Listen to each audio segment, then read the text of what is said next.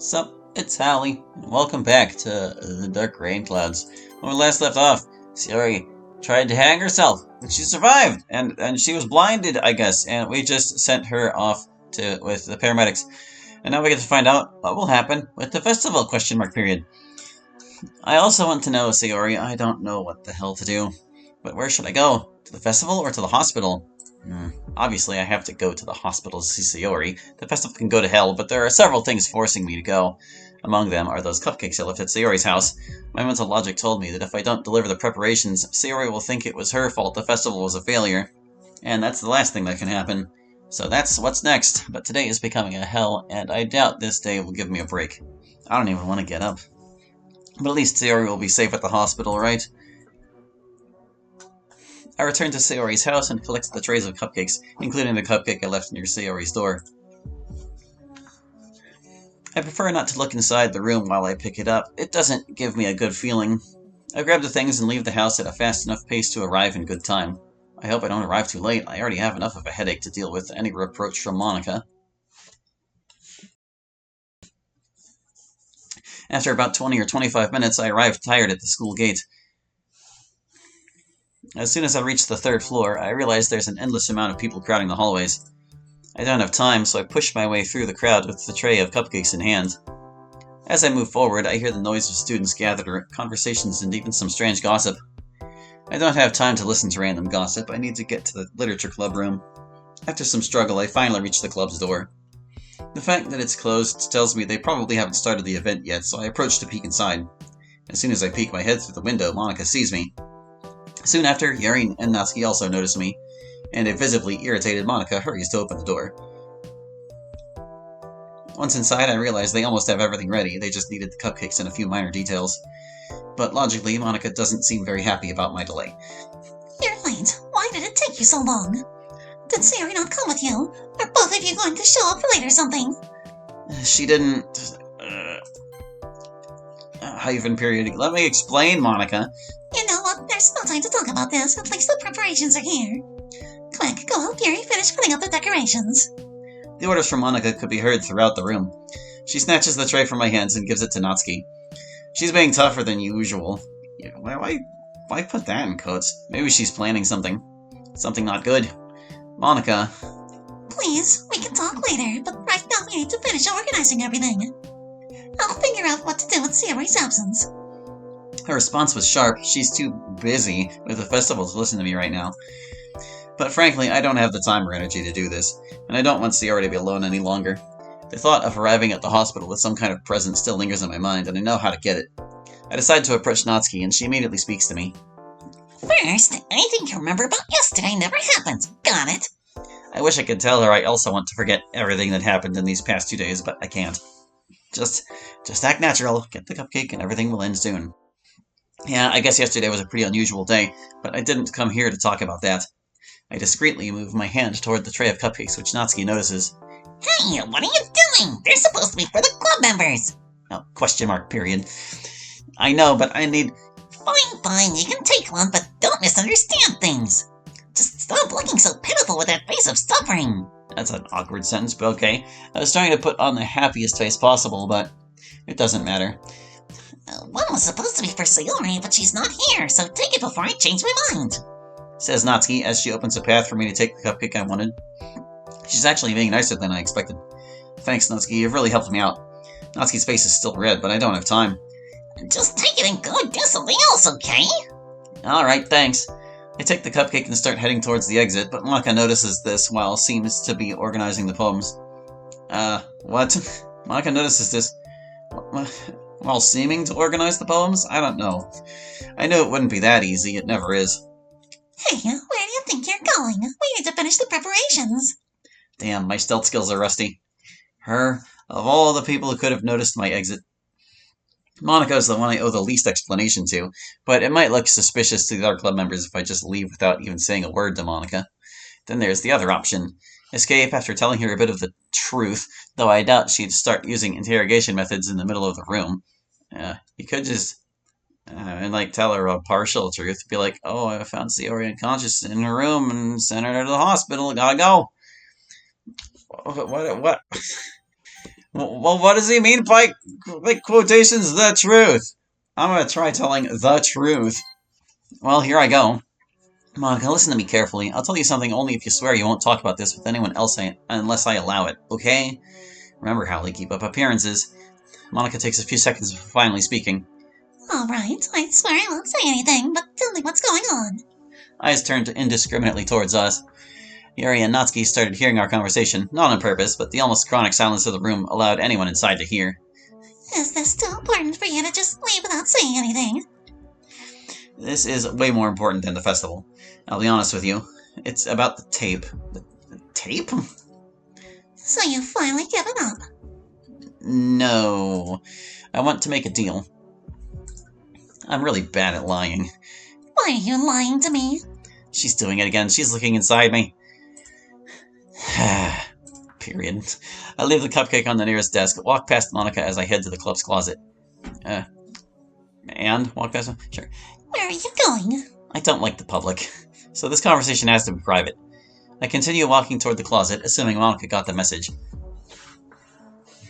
Seconds pass and no... What? What was that?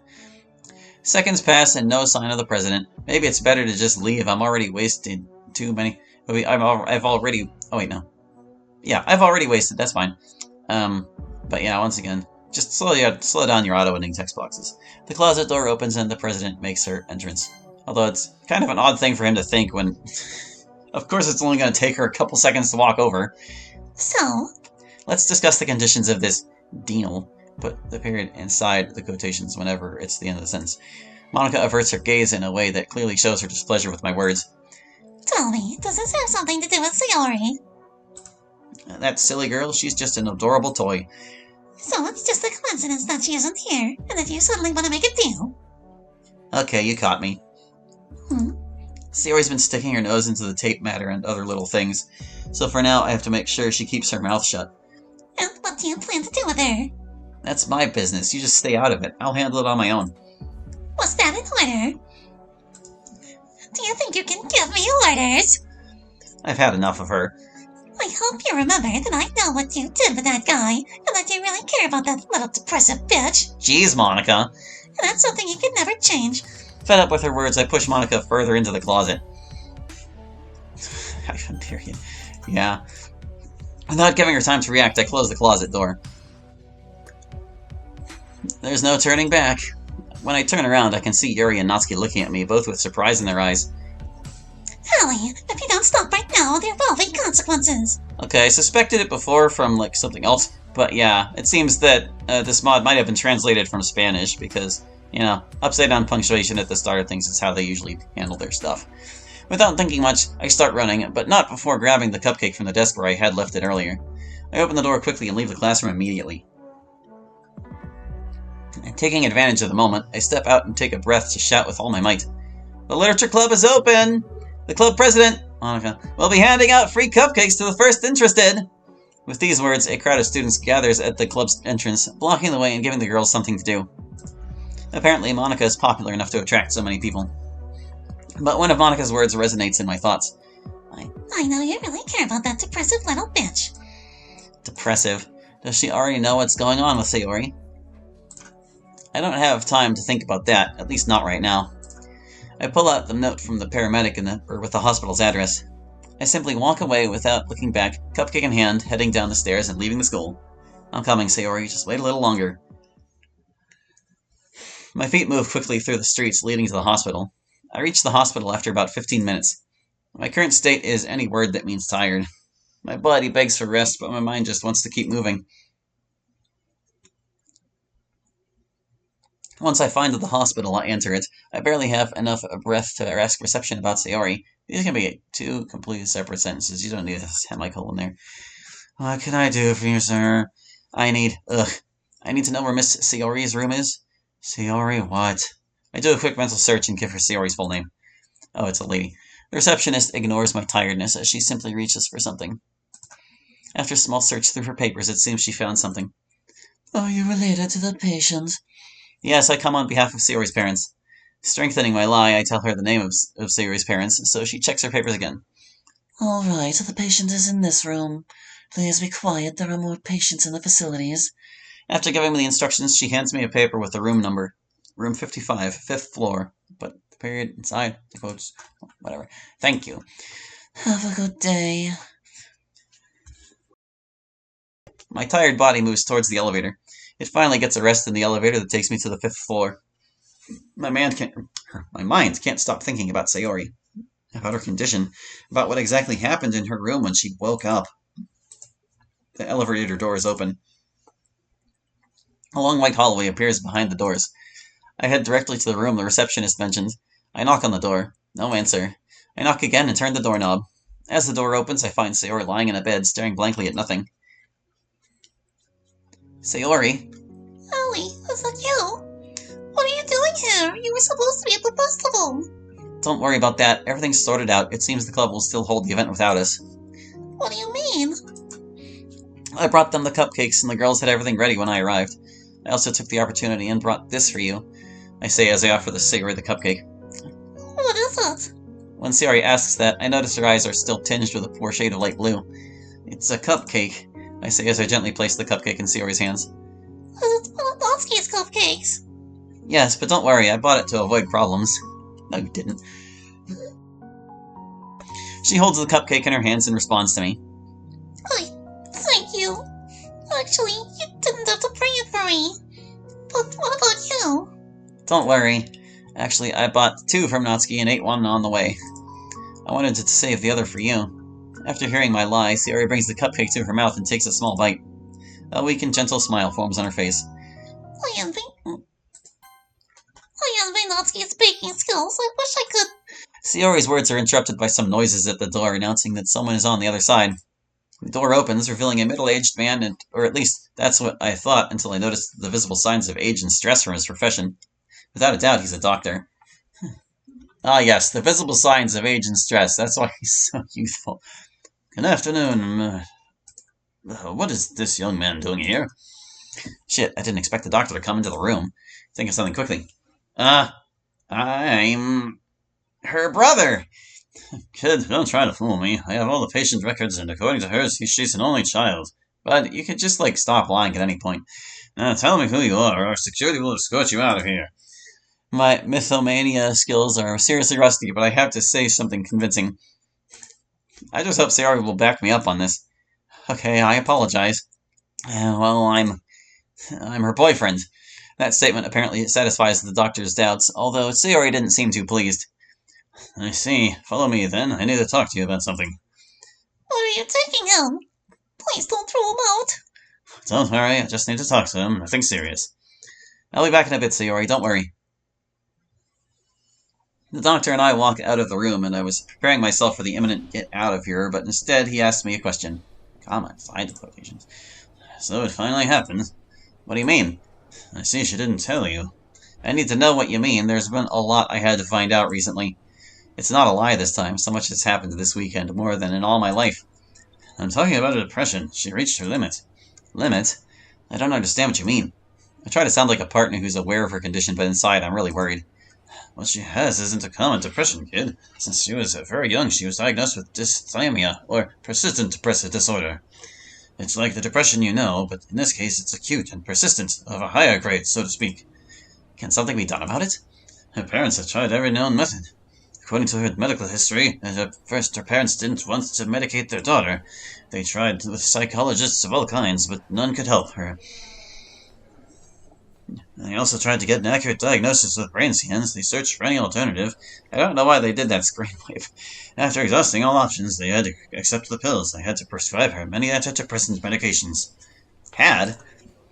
Medical and Psychiatric Services at your service, and when I heard her name on the patient list, I took the case. I've already worked with your girlfriend on more than one occasion. You should already be aware of this. I hadn't asked. I'd never thought she went to multiple doctors. I felt like an idiot for never realizing all this, but what a great friend I was for Sayori. Stop pitying yourself. You should just listen to the doc. I need him to give me all the details of Sayori's condition, but there was a question that was still on my mind. Why do her eyes look dead? A silence fell between us, and I had a feeling this wasn't a good sign. One step at a time. First, the mark on her neck was caused by a possible suicide attempt, right? They already know, but it's heartbreaking to even confirm it. Finding her that way was something. Why do they need to confirm the obvious? Actually, when I found her, she was... The word wouldn't come out of my mouth because of the memory of Sayori's room. It makes me nauseous just thinking about it. I understand it must be hard, but I ask you to give me the details of that incident. I know it's difficult, but it's necessary to help her. Are you sure this is necessary, Doc? It is. This way we can assume that the damages she suffered and have a better conclusion about your girlfriend's condition. You shouldn't be assuming any damages, but, know better what to look for, dude. I've been attending to your girlfriend for a long time, and I also want what's best for her. This is for her well-being, trust me. I really don't have a choice, do I, for Sayori's sake? In my mind, those horrible morning memories come back. I tell the doc everything from when I found her to my desperate attempts to bring her back. Wait, did you say you were doing CPR for more than 15 minutes? I didn't know what else to do. I didn't even know how much time had really passed. I couldn't care less about the time. But I think it was about half an hour or more. I just don't remember well. But that would mean that... For a brief moment, the doc starts to smile slightly. Wow. Listen to me, kid. Your girlfriend is very lucky. I don't understand what you're referring to. Lazarus. Lazarus? The Lazarus Syndrome. The Lazarus Syndrome? Let me explain. The Lazarus Syndrome is a kind of medical rarity that makes a person's heart start functioning again after death. That word. Death. Just hearing it sends a shiver down my spine. But worse still. Did Sayori really die? Did I really try to perform CPR on Sayori's corpse?